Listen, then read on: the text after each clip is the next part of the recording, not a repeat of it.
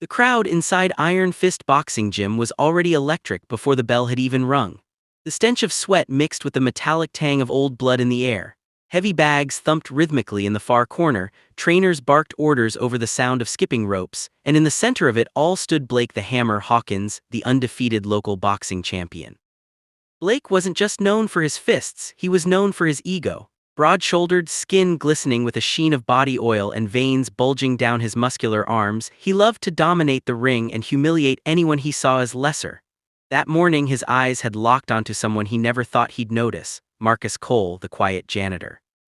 Marcus wasn't a man who sought attention. At 36 he had seen enough of life's ugliness to know that silence was often the best shield. His job at Iron Fist wasn't glamorous. He swept floors, scrubbed sweat from benches, and made sure the locker rooms didn't smell like a crime scene. But to him, work was work. His late mother had always said, a man's dignity is in how he carries himself, not in the title on his paycheck. Marcus lived by that.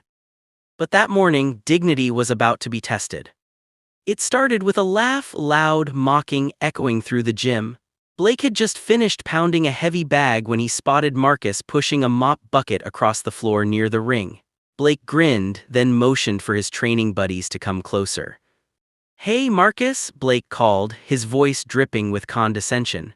"You ever think of doing a real man's job instead of cleaning up other people's sweat?" A couple of Blake's friends snickered. Marcus kept mopping, pretending not to hear, but Blake wasn't about to let it go. "Come on, big man," Blake continued, now stepping down from the ring.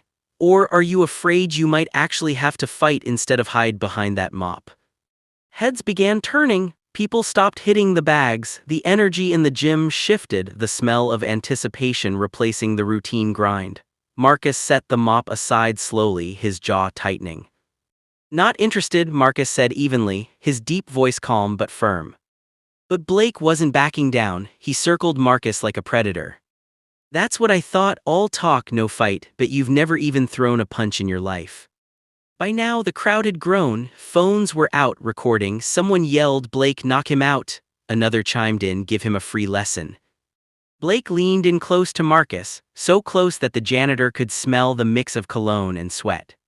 "How about this?" Blake said. "1 round, 3 minutes. If you survive without hitting the floor, I'll give you $500. If I knock you out, you mop this gym for free for the next month." It wasn't just about money. Everyone could hear the real message: I want to humiliate you. Marcus looked into Blake's eyes. For a moment there was silence between them, a stare-down that felt like it could burn through the noise around them. "I don't fight for entertainment," Marcus said quietly, "but if you think beating me will make you a bigger man, fine, let's do it." The crowd erupted. Marcus walked toward the locker room, ignoring the whispers and stares. He wasn't wearing gym clothes, just a faded blue t-shirt and worn-out sneakers. Inside, he sat on a bench and closed his eyes. Images of his past began to flicker: his time in the army, the long nights in the ring during his youth, and the promise he'd made to his mother before she died: never fight unless it's worth it. This wasn't about pride, this was about something else, something deeper. The disrespect wasn't just for him, it was for every person who'd ever been looked down on because of their job, their skin, or where they came from. Back in the ring, Blake was bouncing on his heels, throwing shadow punches for the camera, soaking up the cheers. His muscles gleamed under the fluorescent lights and his smirk seemed glued to his face. The referee, a trainer who clearly didn't expect much from Marcus, gave a quick nod. "You ready?" he asked Marcus without much conviction. Marcus simply nodded. The bell rang. Blake came out swinging, not with strategy but with arrogance. A quick left jab, then a right hook, both aimed to intimidate. Marcus didn't flinch. He moved like water, stepping back just enough for the punches to graze air. The crowd jeered. "Fight back," someone yelled. Blake snarled, "Come on, janitor, let's see what you got." Marcus finally lifted his hands, but his stance was different. It wasn't clumsy or defensive. It was calculated, compact, and professional. Anyone who had boxed before could see it, but Blake was too blinded by ego to notice. 30 seconds in, Blake threw a wild uppercut. Marcus leaned aside effortlessly, his right hand snapping forward in a short, crisp jab that connected with Blake's cheek. The sound was like a clap of thunder. The crowd gasped. Blake stumbled back, shock flashing in his eyes. Marcus didn't press the attack, he just reset his stance, calm as a statue. That was luck, Blake muttered, shaking it off. But it wasn't luck, it was control. Blake came again, faster now, trying to overwhelm Marcus with flurries of punches. But Marcus blocked, slipped, and sidestepped like a man who had been in the ring 1,000 times. His movements were smooth, almost artful, like he was reading Blake's mind before every strike. 1 minute in, Marcus landed another jab, this time followed by a hook to the body. Blake grunted, the air rushing out of him. His smirk was gone. The crowd's cheers turned into murmurs. "Who is this guy?" someone whispered. As the final seconds of the round ticked down, Marcus began to speak between his movements. "You think respect comes from power," he said, dodging a right hook. "But real power, a jab, comes from discipline, a body shot, and humility." Blake was breathing heavily now, his punches slower, sloppier. Marcus wasn't even sweating. The bell rang. Blake stumbled to his corner, his chest heaving. Marcus stood in the center of the ring, his eyes still locked on his opponent, his voice calm. "You've already lost, Blake, not because I can hit harder, but because you do know why you're fighting." Phones were still recording. The video was already being sent around, posted, and tagged. The janitor who was supposed to be humiliated had just schooled the champion for a full round without breaking a sweat. Blake's trainer leaned into his ear. "He's no amateur, he's been in the ring before." But Blake wasn't hearing strategy anymore. All he could hear was his pride shattering. The rematch bell was about to ring, and Blake, for the first time in years, was afraid. The second round bell cut through the air like a knife. The crowd that had been rowdy moments ago was quieter now, not silent but charged. People weren't just watching a fight anymore, they were watching a mystery unfold. Blake the Hammer Hawkins bounced weakly on his feet, his signature arrogance replaced with a tight, nervous jaw. Across from him, Marcus Cole stood calm, shoulders relaxed, breathing slow. He didn't even look like he'd been in a fight. Round 2, the referee called. Blake rushed in with desperation, throwing a heavy overhand right meant to end things quickly. But Marcus slipped it effortlessly, his body pivoting like a door on a well-oiled hinge. Then came the counter, short, sharp, precise. A jab to the chin. Blake's head snapped back, his footing faltering. The crowd gasped. A young boxer in the audience whispered, "That's military boxing, that's not gym training." They were right. Marcus's eyes weren't on Blake, they were somewhere else, somewhere far away. 15 years earlier, he'd been in a sand-blasted military base overseas. The sun had been brutal, the air hot enough to choke. Back then, Marcus wasn't a janitor. He was Sergeant Marcus Cole, Army boxing champion 3 years in a row, training soldiers in hand-to-hand combat. But wars leave scars. He'd seen too much, lost too many. When he came home, civilian life wasn't easy. A bad injury, a few wrong turns, and the dream faded. Cleaning floors was honest work. It kept him humble. Yet here he was, back in a ring, and the years of discipline had never left his muscles. Blake tried again, a quick left hook. Marcus caught it on his glove, pivoted, and delivered a clean right to the ribs. Blake's breath hitched. Marcus didn't follow up. He stepped back, almost giving Blake space to recover. "What's the matter?" Marcus said quietly. "Thought you wanted to humiliate me." Blake's face flushed red. "Shut up," he barked, swinging wildly. Another dodge, another clean counter. The crowd's energy was changing, murmurs of respect for Marcus replacing earlier jeers. A woman in the front row muttered, "He's playing with him." Another man said, "Nah, he's teaching him." Blake's supporters, who'd been shouting insults at Marcus minutes ago, were now quiet. Some were even smiling at Marcus's composure. And Marcus, he hadn't said much, but every movement told a story, not about beating Blake, but about refusing to be someone's punching bag in life or in the ring. By the halfway mark of round 2, Blake's punches had slowed. Sweat poured down his face, dripping onto the canvas. His arms felt heavy. Marcus, still fresh, stepped closer and spoke under his breath so only Blake could hear. "You think strength is in your fists, but real strength, it's here." Marcus tapped his temple, and here, he tapped his chest. Blake swung again, but his balance was gone. Marcus stepped aside, letting Blake's own momentum carry him forward before a light push sent him stumbling into the ropes. The gym erupted, not in cheers for Blake, but in disbelief at the janitor's control. For Marcus, this wasn't just about a boxing match. He remembered his mother working as a housekeeper, hands raw from scrubbing, how some people wouldn't even look her in the eyes when they handed her money. He remembered his father, a factory worker who lost his job in a wave of layoffs, being treated like trash by a supervisor half his age. And he remembered the promise he made at his mother's bedside: "I'll never let anyone make me feel small for the work I do." This wasn't about beating Blake Hawkins, this was about keeping that promise. The bell rang again. Blake was breathing like he'd just gone 12 rounds. "Marcus?" He simply walked to his corner, grabbed a water bottle and took a slow sip. Some in the crowd began clapping for him, not the loud, hype-filled applause you hear for a knockout, but the kind of slow, steady clap of people realizing they're seeing something they'll talk about for years.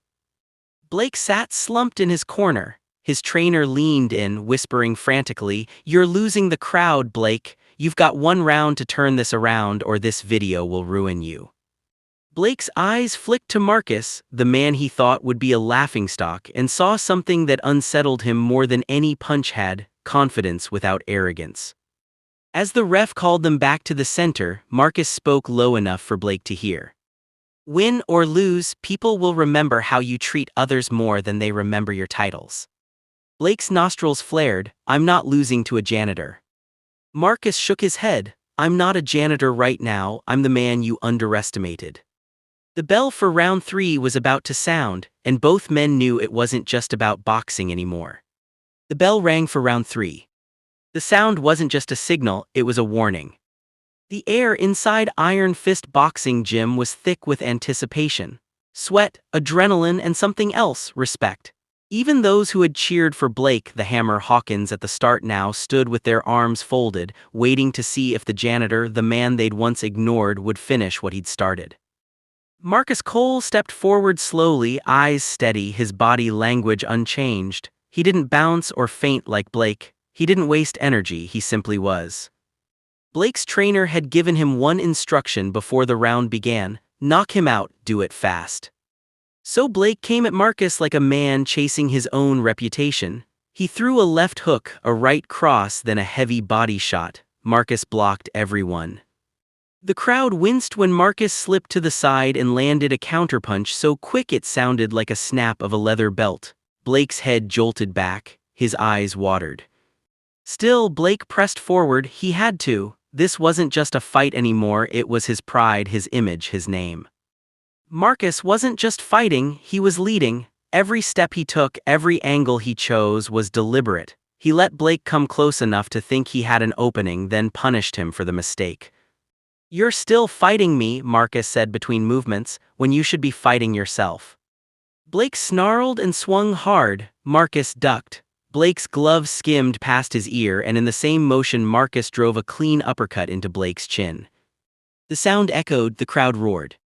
For the first time, Blake staggered back, hands instinctively going up, not in defense but in hesitation. His eyes darted around the gym, scanning the faces he used to own. Now those faces looked different. Some were smiling at Marcus, some were shaking their heads at Blake. In that split second, Marcus saw it, the crack in the armor. "You wanted to humiliate me," Marcus said softly, "but you've only exposed yourself." Marcus could have ended it. He saw the opening, a perfect chance to deliver a punch that would drop Blake flat, but instead Marcus stepped back, lowering his gloves slightly. Blake swung again, but slower now. Marcus slipped it, then simply placed a glove on Blake's chest and gently pushed him backward. The bell rang. It was over. For a moment, no one moved. The crowd wasn't sure what to do: cheer, boo, or just breathe. Then, slowly, applause began, not for Blake, the reigning champion, but for the man who had just schooled him without needing to prove how hard he could hit. Blake bent forward, hands on his knees, gasping. He looked up at Marcus, confusion and frustration in his eyes. You could have knocked me out," he said between breaths. Marcus nodded. "Yeah, but that would have taught you nothing." Marcus walked toward the center of the ring. He looked out at the crowd, many of whom had been recording since the first round. His voice carried, steady and deep. "Some of you thought this was about a fight. It was. This was about respect. You can have all the muscles in the world, all the titles, all the money, but if you treat people like they're beneath you, you've already lost." He turned to Blake. You're a good fighter, but fighting isn't just fists, it's character. And character is built in how you treat people who can't give you anything in return. The gym was silent for a beat. Then, one by one, people began to clap, harder this time, louder, until the sound filled the entire space. A young boy standing on the edge of the ring looked at Marcus like he was a superhero. An older man in a faded hoodie nodded with quiet pride. Even a few of Blake's own supporters joined in the applause. Blake didn't say anything. He just stood there, staring at Marcus as if he was seeing him for the first time. Marcus didn't raise his fists in triumph. He didn't shout. He simply picked up the old towel he'd brought into the ring, draped it over his shoulder, and stepped out. People moved aside as he walked toward the locker room. Some reached out to pat him on the back. Others just watched him go, their expressions thoughtful. In that moment, Marcus wasn't the janitor anymore. He was the man who'd walked into a fight meant to break him and walked out having broken something else entirely, someone's arrogance. Long after Marcus had left the ring, Blake sat on the edge of the canvas, head hanging. His trainer said nothing. Finally, Blake stood, looking toward the door Marcus had walked through. Maybe he thought this wasn't a loss, maybe it was a start. By nightfall, the video of the fight had spread across social media. The clip of Marcus dodging Blake's punches with calm precision, followed by his speech about respect, racked up millions of views in hours. Comments poured in. This man is a legend. Janitor, now that's a champion right there. The way he didn't even need to knock him out, that's real power. But the most surprising comment came from Blake himself, posted under the video. I challenged him to humiliate him. I left humbled. Marcus, if you're reading this, thank you. The next day, Marcus was back at work, mop in hand. He didn't see himself as a hero, he'd just done what he felt was right. But the gym felt different now. People greeted him with respect. Strangers came in just to shake his hand. A few young boxers even asked if he could train them. Marcus smiled politely, but inside, he knew the real victory wasn't in the ring, it was in changing the way people saw each other. Weeks later, Blake approached Marcus while he was cleaning the gym floor. I've been training, Blake said, not just boxing, working on myself. I was wrong about you. Marcus looked up. It's not about me, Blake. It's about the next time you meet someone you think is beneath you and choosing to treat them like they're not. Blake nodded, extending his hand. Marcus shook it. And just like that, the fight that began with arrogance ended with respect. If you were in Marcus's position, would you have knocked Blake out to teach him a lesson, or done what Marcus did and let him walk away? Comment below where you're watching from, and don't forget to subscribe for more powerful, real-life inspired stories like this one.